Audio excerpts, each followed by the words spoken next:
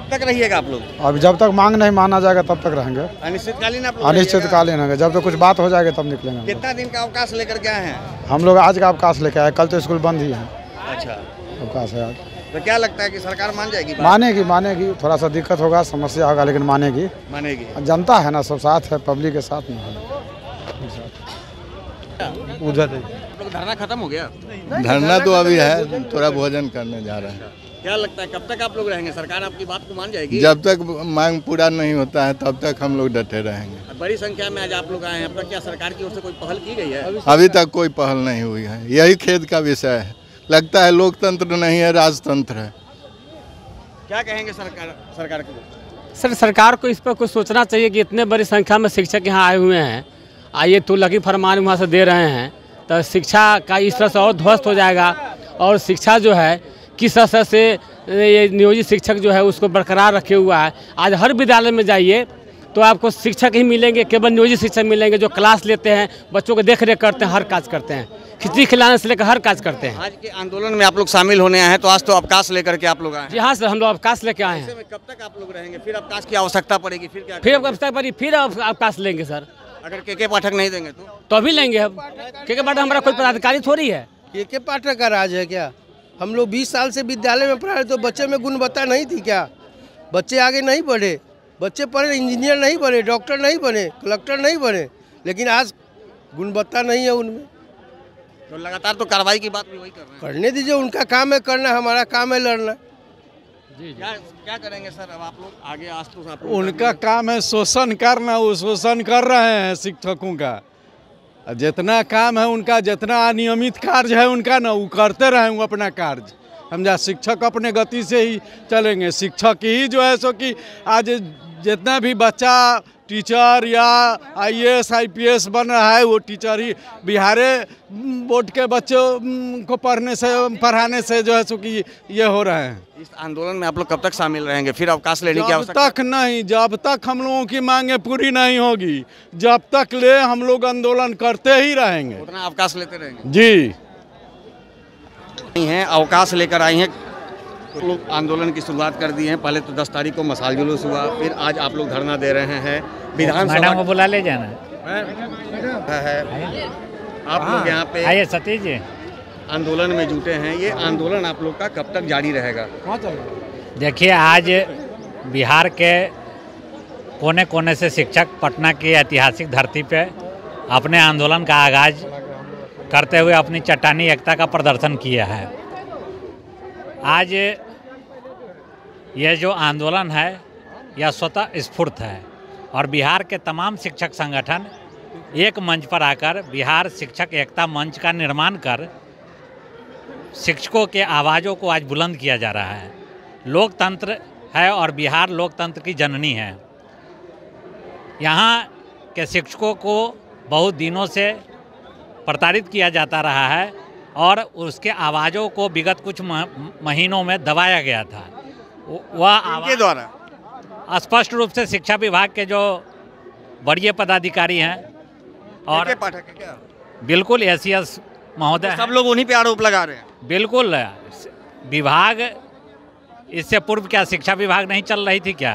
हम लोग 20 वर्षों से बिहार के गरीब गुरबे के बच्चे को एक बात बताइए कि आप लोग यहाँ पे आए हैं, लाखों की संख्या में हैं, लेकिन जिस तरह से के पाठक के द्वारा कई आदेश निकाले गए हैं, छुट्टियां रद्द कर दी गई है, छुट्टियां कम कर दी गई है, ऐसे में आज जो शिक्षक पहुंचे हैं वो तो अवकाश लेकर के आए हैं। बिल्कुल। अगर मान लीजिए आज आपसे सरकार की वार्ता नहीं हो पाती है, तो ऐसे में कब तक आप लोग अवकाश लेते रहेंगे और बैठे रहेंगे? ये हमारे अस्मिता की लड़ाई है। आज जो शिक्षकों का आक्रोश जो पूरे बिहार में आपको देखने को मिल रहा है और पिछले 10 फरवरी को जो जिला मुख्यालयों में जो आपको नज़र आया, ये निश्चित रूप से शिक्षकों में उबाल है और वह मैंने पूर्व भी कहा कि यह स्वतः स्फूर्त है। आप किसी के आवाज़ को बहुत ज़्यादा दिनों तक दबा के नहीं रख सकते हैं और गोली बंदूक के डर पे आप शिक्षकों को कब तक प्रताड़ित करते रहिएगा। माननीय ACS महोदय जो आए शिक्षा विभाग में सुधार करने के लिए, तो शिक्षकों के ऊपर शिक्षा विभाग की जिम्मेदारी है और जब तक शिक्षक संगठनों या शिक्षक प्रतिनिधियों से वार्ता नहीं होगी तब तक आप शिक्षा में सुधार नहीं कर सकते हैं, क्योंकि शिक्षा में अगर सही मायने में सुधार करना है, उसका जो फ्रेमवर्क बनेगा तो उसमें आपको शिक्षकों को शामिल करना होगा। एसी में बैठने सवाल ये कि अवकाश आप लोग कब तक लेते रहेंगे? अब कार्रवाई की जाएगी? अवकाश हमारे पास 16 CL है। इसके अलावा 2020 के नियमावली के तहत EL की भी सुविधा है। आप लोग अपने छुट्टी का उपयोग करेंगे? हम करो हक की लड़ाई करो या मैंने कहा कि हम लोग करो या मरो की स्थिति में है। अस्मिता की लड़ाई लड़ रहे हैं। कोई हमारे शिक्षक 5 साल के बाद रिटायर करेंगे, कोई 10 साल के बाद रिटायर करेंगे, और विगत 20 वर्षों से शिक्षा देते आए हैं। उस स्थिति में आप हमको बुढ़ापा में कह रहे हैं कि 3 जिला का ऑप्शन दीजिए, जबकि हमारा जो है यह राज्य कर्मी बनाया जा रहा है। तो आप राज्य कैडर बना दीजिए, जिला संवर्ग बनाते हैं और बहुत चालाकी से 3 जिला का ऑप्शन मांग रहे हैं। सर, ऐसे में तो बच्चों का शिक्षा भी पर भी असर पड़ेगा, क्या कहेंगे? हाँ बिल्कुल, बच्चों का शिक्षा पर जब तक शिक्षक स्वतंत्र रूप से अपने कार्यों को संपादित करने के लिए तैयार नहीं होंगे तो निश्चित रूप से बच्चों पे असर पड़ेगा। तो ऐसे में आप लोगों को क्या लगता है कि ठीक है, वो आपकी अस्मिता की लड़ाई है और आपको अपनी अधिकार चाहिए, जो कि जुनून आप लोग की मांग भी है? पिछले 20 वर्षों से कोई सेवा दे रहे हैं, अब कोई रिटायर कर जाएंगे, लेकिन ऐसे में सरकार और शिक्षकों के बीच तो छात्र पीछे जा रहे हैं। देखिए, उम्र के इस पड़ाव पे जबकि कुछ लोगों का 3 बरस बाकी है, कुछ लोगों का 5 बरस बाकी है, ऐसी स्थिति में इस तरह का फरमान जारी करना, जबरदस्ती फरमान जारी करना, मुझे नहीं लगता कि बच्चों के हित में अच्छा होगा। पाठक का फरमान एक के बाद लगातार शिक्षकों पर दबाव देने वाला है। उनका फरमान क्या करेगा? हमारे अरमान को डिगाएगा? हमारा अरमान ना है जी, उनका फरमान धरा रह जाएगा।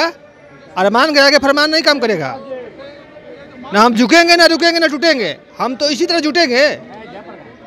आगे आर पार की लड़ाई बिल्कुल रहेगी, आर पार की लड़ाई। हम लोग तो बांध के चल दिए हैं। वो कार्रवाई भी करके धमकी भी दे रहे हैं। देने दीजिए, धमकी देने से क्या होगा? धमकी से डरता कौन है जी?